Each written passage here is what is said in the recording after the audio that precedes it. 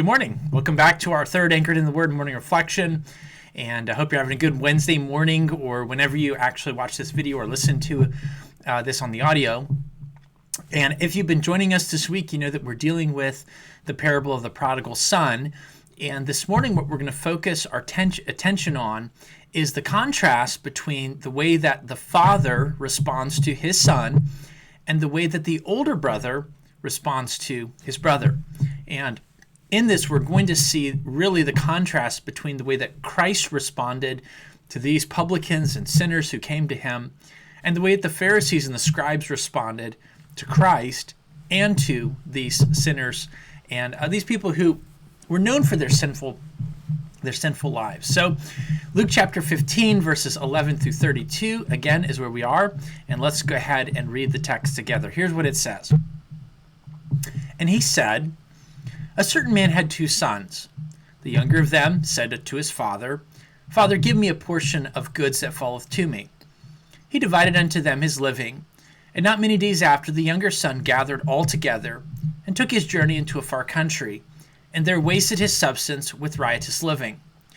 And when he had spent all, there arose a famine in the land, and he began to be in want.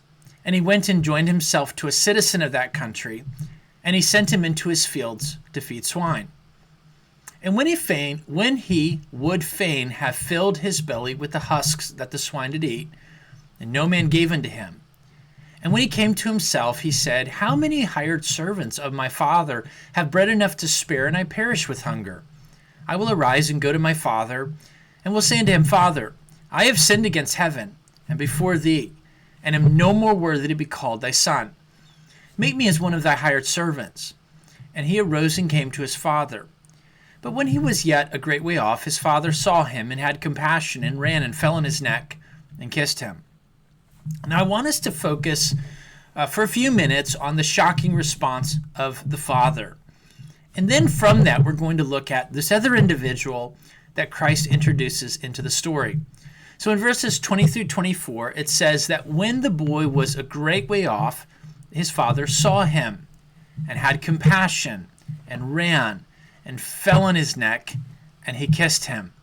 Now, as we look at the words of this parable, we see that this father's response is overwhelmingly shocking, and it is incredibly kind and gracious, and is in no way something that this young man deserved.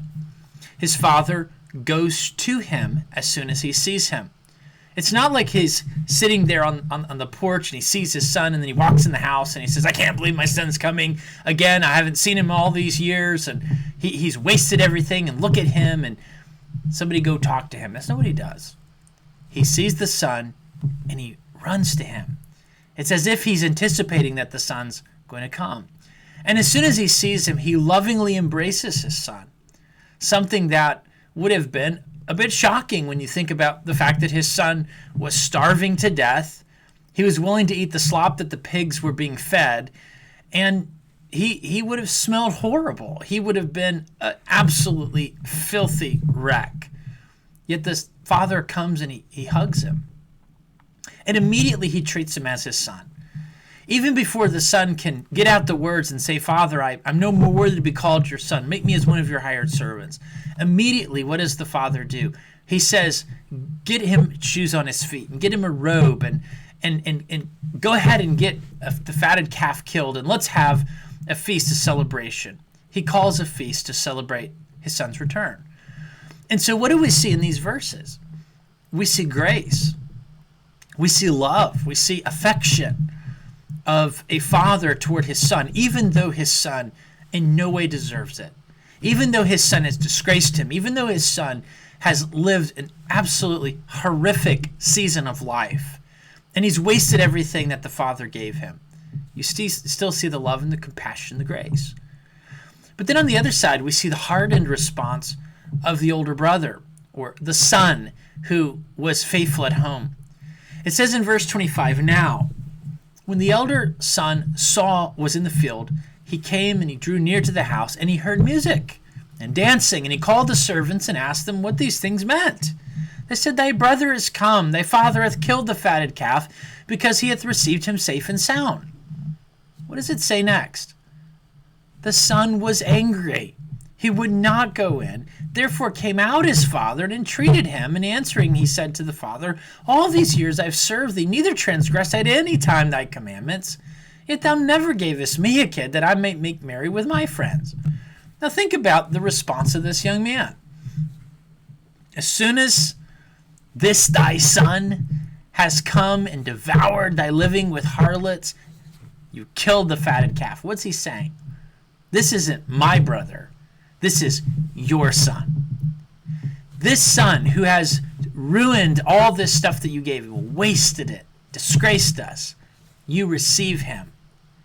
What does the father say? He says, it was meet, or it was appropriate that we make merry and be glad. For this thy brother was dead and is alive again. He was lost and found. What do we see? When he heard this, he was angry. He refused to go into the feast. His father comes out to him and he reasons with him about why it was the right thing to do and why he should be happy that his son is back. And he argues with the father and he proclaims his own virtue. And let's not be fools about this. The fact is that there's no way that a son has perfectly obeyed his father in every single situation. And that's what the guy says. In some ways, it's almost like he's saying, I'm more righteous than you are, Dad. I'm better than you are. I never did these things. And you're giving him all this stuff. It's not right. It's not just. It's not fair. That's what the son is saying to his dad. He treats his father as if the father had wronged him by extending this immense kindness to his brother. And he refused to be associated with his brother. Now, what do we learn from this? What we learn from this is that when people see God's grace and they don't appreciate that grace and they don't see that they personally have received this grace, their attitude towards God is that he is less righteous than they are. And it's something that bothers them. It makes them angry. And so we see in this passage of Scripture that if we're going to love people the way that God does, we've got to see them through his eyes. And so this morning, as you think about this, I hope that it'll encourage you how God views the sinner, how he loves them, how he extends grace to them. He desires them to be welcomed into his presence through the work of Christ. Well, I hope that you have a great rest of your day. Lord willing, we'll meet again tomorrow as we continue to break down this passage of Scripture and ask, well, what was the point of what Jesus was teaching? What was his main goal? What was he communicating to his audience? So I hope that you'll join us tomorrow as we dig into this next little piece of the study. Have a blessed day. Bye now.